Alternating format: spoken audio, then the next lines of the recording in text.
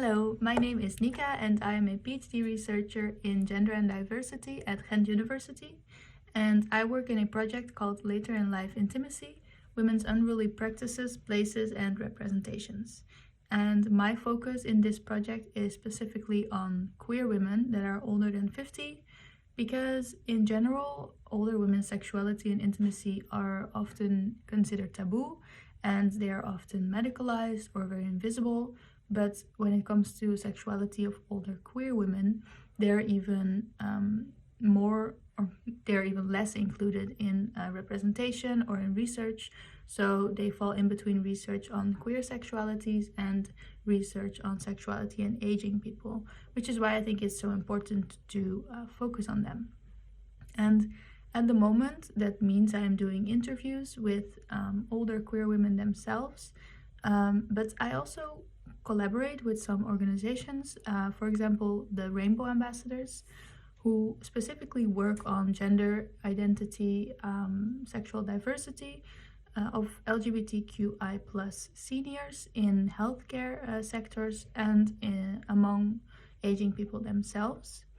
And additionally, I am writing a paper on 50 plus trans women right now, and then specifically on digital dating.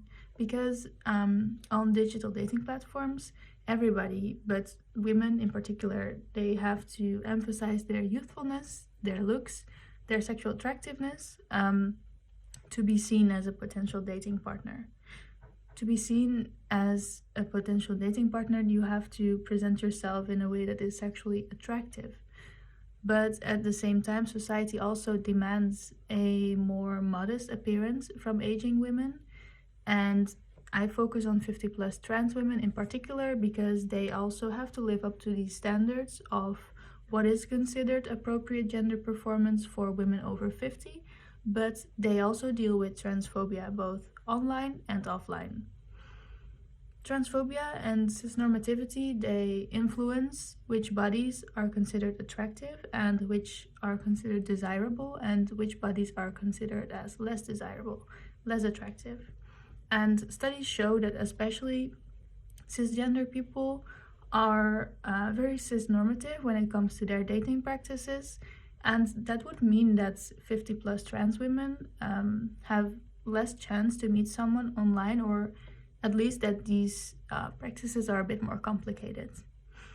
But on the other hand, digital dating platforms really allow you to be free in how you want to set up your profile. So you can decide what information is on there, which category you place yourself in, and which pictures you want to use to show yourself to other people on the dating app.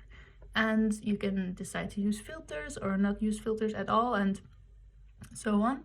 So actually you can choose also to conform to certain norms, or you can choose to break them. And this is of course not unique to 50 plus trans women's experiences. And actually it's not very different from the way that I, as a non-binary person, use digital dating apps. And actually everyone on dating apps makes certain choices in revealing certain parts of themselves and different points of getting to know someone else.